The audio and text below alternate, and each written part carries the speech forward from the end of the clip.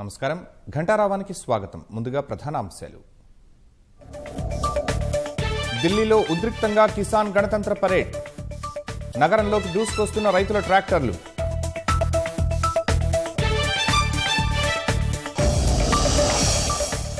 రైతులను ఎక్కడికక్కడ నిలువరిస్తున్న పోలీసులు. పలుచోట్ల బాష్పవాయువు జల ఫిరంగుల ప్రయోగం.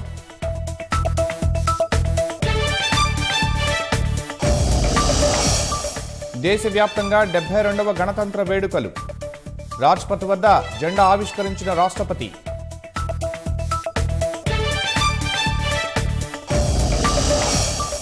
ఆకట్టుకున్న త్రివిధ దళాల విన్యాసాలు. పరేడ్లో ప్రత్యేక ఆకర్షణగా రఫేల్, రామ మందిరం.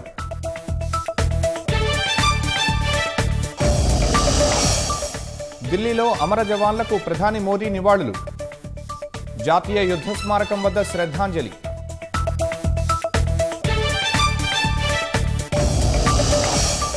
పరేడ్ గ్రౌండ్స్లో గవర్నర్ జెండా ఆవిష్కరణ.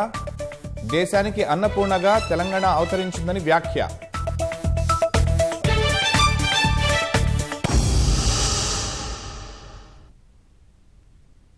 సాగు చట్టాల రద్దును కోరుతూ ఢిల్లీలో తలపెట్టిన ట్రాక్టర్ ర్యాలీ ఉద్రిక్తతలకు దారితీసింది. సింఘు, టిక్రీ సరిహద్దు ప్రాంతాల్లో పోలీసులు ఏర్పాటు చేసిన బ్యారికేడ్లను దాటుకుని రైతులు వెళ్లే ప్రయత్నం చేయడం ఉద్రిక్తతలకు దారితీసింది.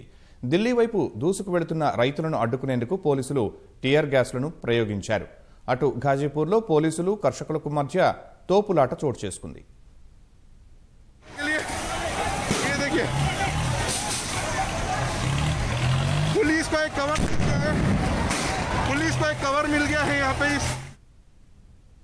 నూతన వ్యవసాయ చట్టాలు రద్దుకై రైతన్నలు చేస్తున్న నిరసనలు కీలక ఘట్టానికి చేరుకున్నాయి. ప్రభుత్వానికి వ్యతిరేకంగా రైతులు చేపట్టిన కిసాన్ ట్రాక్టర్ ర్యాలీ ఉద్రిక్తంగా మారింది. పోలీసులు అనుమతించిన సమయం కంటే ముందే రైతులు ట్రాక్టర్లతో ఢిల్లీ వైపు కదిలారు. సింఘు, టిక్రీ సరిహద్దుల్లో పోలీసులు ఏర్పాటు చేసిన బ్యారికేడ్లను దాటుకుని వెళ్లేందుకు రైతులు ప్రయత్నించారు.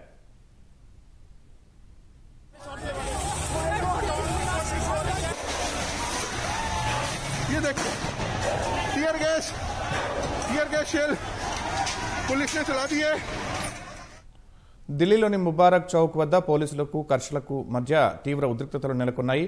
ముందుకు దూసుకొస్తున్న కర్షకులను అడ్డుకునేందుకు పోలీసులు వారిపై టియర్ గ్యాస్ ను ప్రయోగించారు. దీంతో ఆ ప్రాంతంలో పరిస్థితుల్లో ఆందోళనకరంగా మారాయి.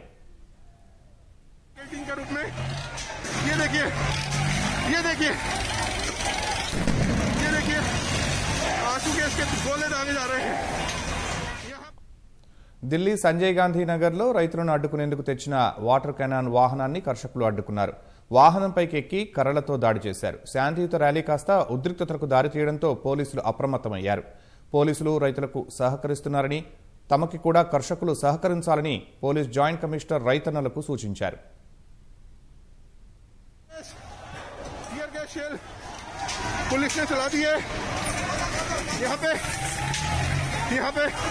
किसानों को आगे जाने से रोकने के लिए ये देखिए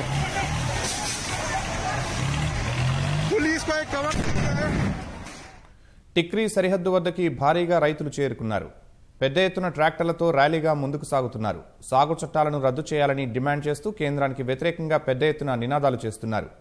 రైతుల నినాదాలతో ఢిల్లీ సరిహద్దు ప్రాంతాలు మారుమోగుతున్నాయి.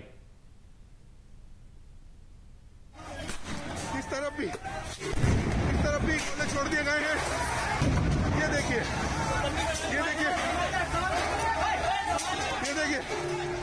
ये देखिए चारों तरफ से. సాగు చట్టాల రద్దును కోరుతూ ఢిల్లీలో తలపెట్టిన ట్రాక్టర్ ర్యాలీ ఉద్రిక్తతలకు దారితీసింది. సింఘు, టిక్రీ సరిహద్దు ప్రాంతాల్లో పోలీసులు ఏర్పాటు చేసిన బ్యారికేడ్లను దాటుకుని రైతులు వెళ్లే ప్రయత్నం చేయడం ఉద్రిక్తతలకు దారితీసింది. ఢిల్లీ వైపు దూసుకెళ్తున్న రైతులను అడ్డుకునేందుకు పోలీసులు టియర్ గ్యాస్లను ప్రయోగించారు. అటు ఘాజీపూర్లో పోలీసులు కర్షకులకు మధ్య తోపులాట చోటు చేసుకుంది.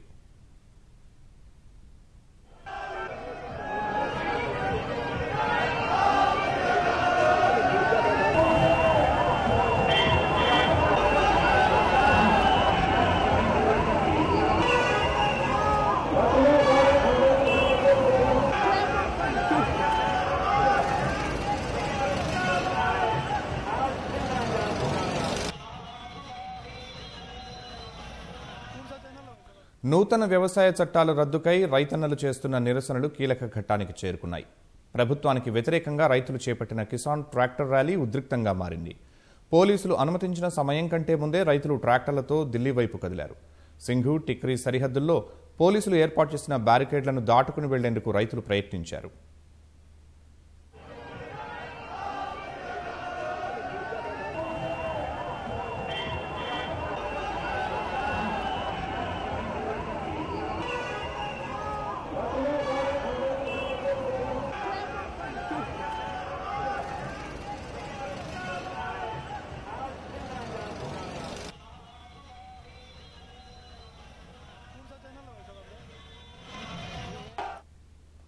ఢిల్లీలోని ముబారక్ చౌక్ వద్ద పోలీసులకు కర్షకులకు మధ్య తీవ్ర ఉద్రిక్తతలు నెలకొన్నాయి.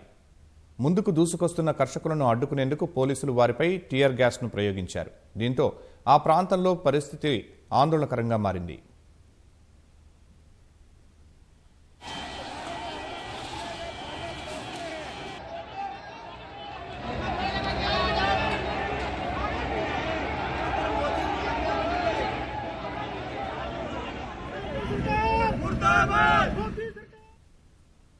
ఢిల్లీ సంజయ్ గాంధీ నగర్లో రైతులను అడ్డుకునేందుకు తెచ్చిన వాటర్ కెనాన్ వాహనాన్ని కర్షకులు అడ్డుకున్నారు. వాహనంపైకెక్కి కర్రలతో దాడి చేశారు. శాంతియుత ర్యాలీ కాస్త ఉద్రిక్తతలకు దారితీయడంతో పోలీసులు అప్రమత్తమయ్యారు. పోలీసులు రైతులకు సహకరిస్తున్నారని, తమకి కూడా కర్షకులు సహకరించాలని పోలీస్ జాయింట్ కమిషనర్ రైతన్నలకు సూచించారు.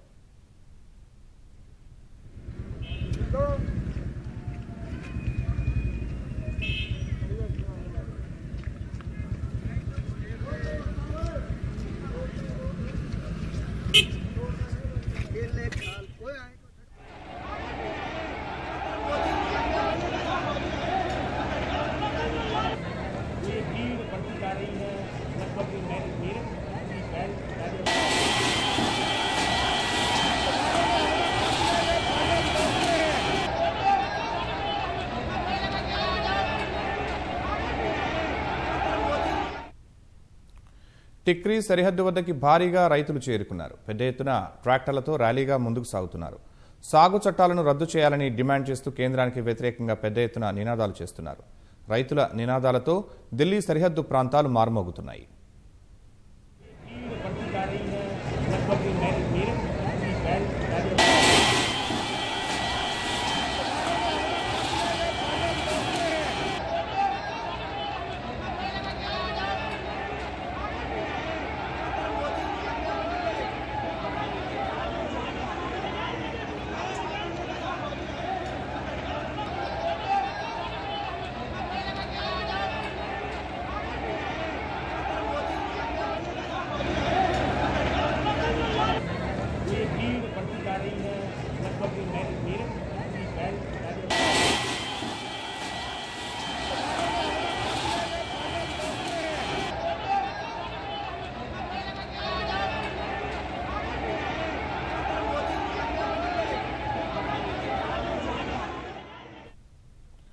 సాగు చట్టాల రద్దును కోరుతూ ఢిల్లీలో తలపెట్టిన ట్రాక్టర్ ర్యాలీ ఉద్రిక్తతలకు దారితీసింది. సింఘు, టిక్రీ సరిహద్దు ప్రాంతాల్లో పోలీసులు ఏర్పాటు చేసిన బ్యారికేడ్లను దాటుకుని రైతులు వెళ్లే ప్రయత్నం చేయడం ఉద్రిక్తతలకు దారితీసింది. ఢిల్లీ వైపు దూసుకు వెళుతున్న రైతులను అడ్డుకునేందుకు పోలీసులు టియర్ గ్యాస్ను ప్రయోగించారు. అటు ఘాజీపూర్లో పోలీసులు కర్షకులకు మధ్య తోపులాట చోటు చేసుకుంది.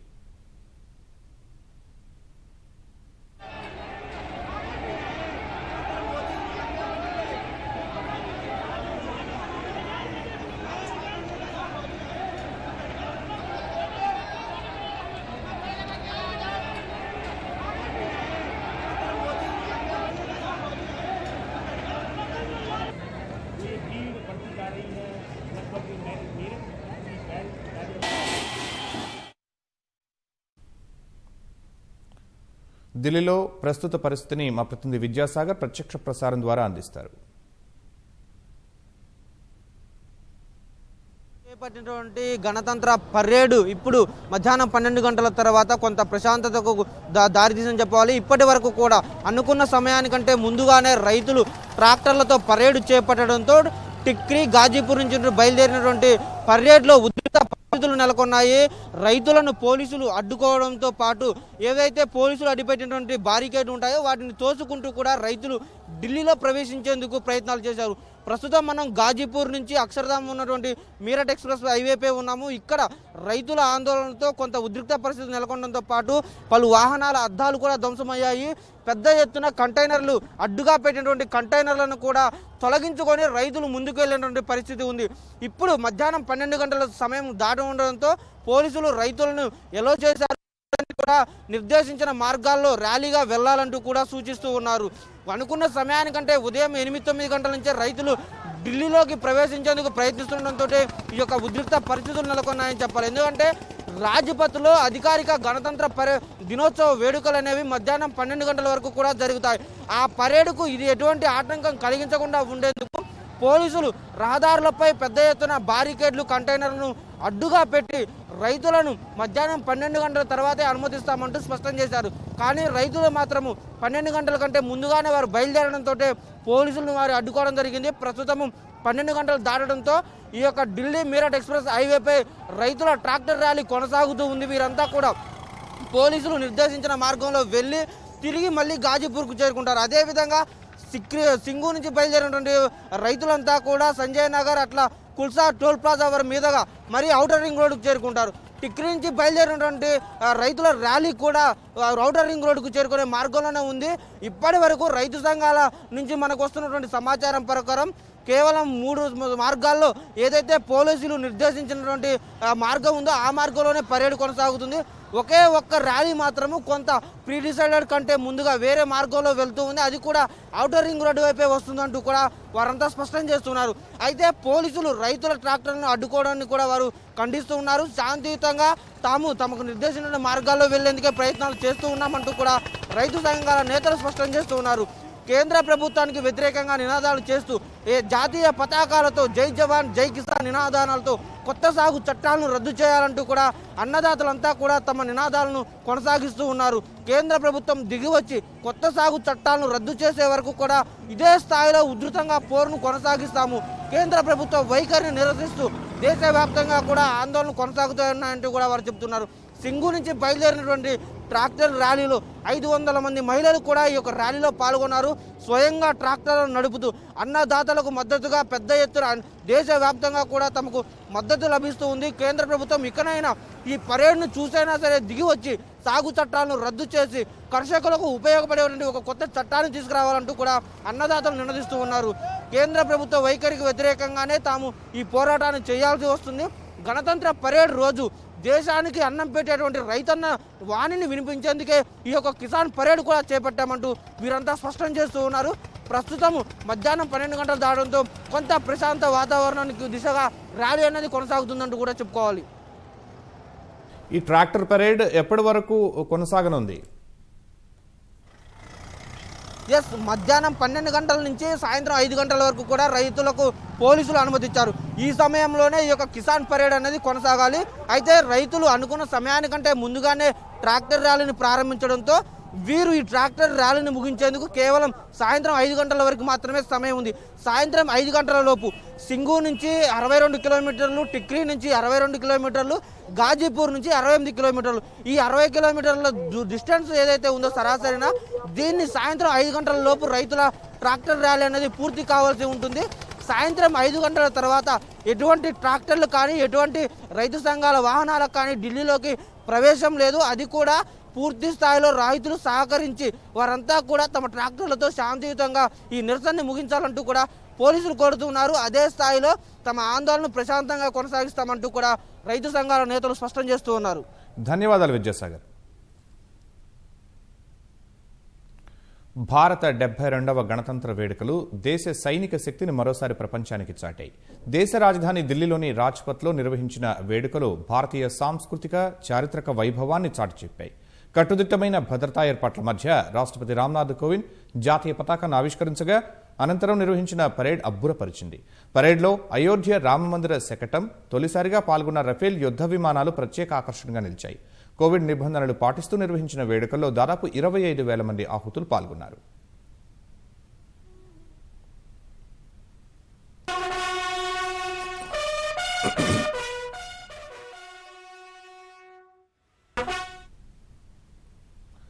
అనంతరం ప్రధాని మోదీ రాజ్పథ్కు చేరుకోగా రాష్ట్రపతి సైనిక సామర్థ్యాన్ని శక్తిని ప్రతిబింబించేలా సాగిన పరేడ్ ఆద్యంతం ఆకట్టుకుంది. త్రివిధ దళాల సైనిక పాఠవాల ప్రదర్శన అబ్బురపరిచింది. రిపబ్లిక్ డే పరేడ్ కమాండర్గా లెఫ్టినెంట్ జనరల్ విజయ్ కుమార్ మిశ్రా నాయకత్వం వహించారు. 6 వరుసల్లో పదాతి దళం, తరువాతి 2 వరుసల్లో నావికాదళం, వాయుసేన వరుసగా కవాతు చేశాయి. పదాతి దళం తన ఆయుధ సంపత్తిని వేడుకల్లో ఆకట్టుకున్నాయి. కెప్టెన్ క్యామ్రిల్ జమాన్ నేతృత్వంలో 400 కిలోమీటర్ల దూరంలోని లక్ష్యాలను ఛేదించగల బ్రహ్మోస్ క్షిపణిని ప్రదర్శించారు. 140 air defence regiment captain Preeti Chaudhary The tableau radar.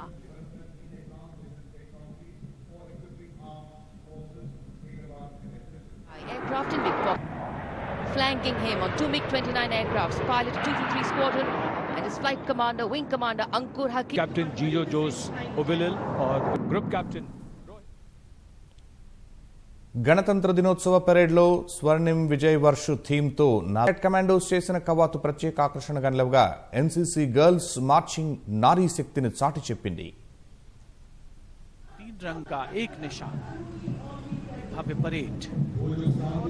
ప్రదర్శించిన అయోధ్య రామ మందిర శకటం ప్రత్యేక ఆకర్షణగా నిలిచింది. ఆంధ్రప్రదేశ్లో విజయనగర శైలితో నిర్మించిన లేపాక్షి మందిర ఇతివృత్తంతో ప్రదర్శించిన శకటం ఆకట్టుకుంది. आंध्र प्रदेश के इस लेपाक्षी मंदिर That tableau inspired में शामिल किया.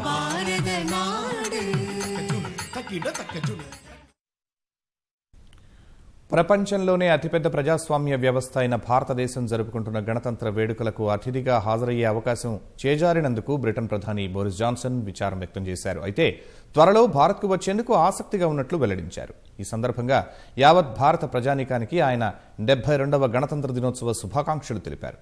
కోవిడ్-19 పై చేస్తున్న పోరాటం కారణంగా వేడుకలకు దూరంగా ఉండాల్సి వచ్చిందని జాన్సన్ విచారం వ్యక్తం చేశారు. కరోనా మహమ్మారిపై ఇరు దేశాలు ఉమ్మడిగా చేస్తున్న పోరును ఈ సందర్భంగా ఆయన గుర్తు చేసుకున్నారు. మానవాళికి పొంచి ఉన్న మహమ్మారి ముప్పు తొలగించేందుకు చేస్తున్న వ్యాక్సిన్ల తయారీలో ఇరు దేశాలు పరస్పర సహకారంతో ముందుకు వెళుతున్నాయని తెలిపారు. త్వరలో కరోనాపై పోరులో విజయం సాధించబోతున్నామని ఆశాభావం వ్యక్తం చేశారు. భారత్తో పాటు బ్రిటన్లో గణతంత్ర వేడుకలు జరుపుకుంటున్న వారందరికీ శుభాకాంక్షలంటూ తన సందేశాన్ని ముగించారు.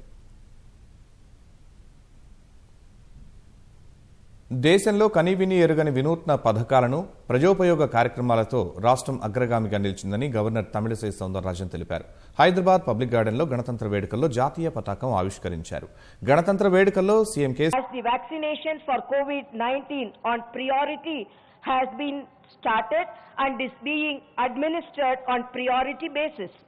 Honorable Prime Minister Sri Narendra, the state government, the spread of the virus was effectively contained. By strict implementation of the lockdown and by offering the best medical treatment to the affected, the mortality rate in the state has been brought down to the lowest possible.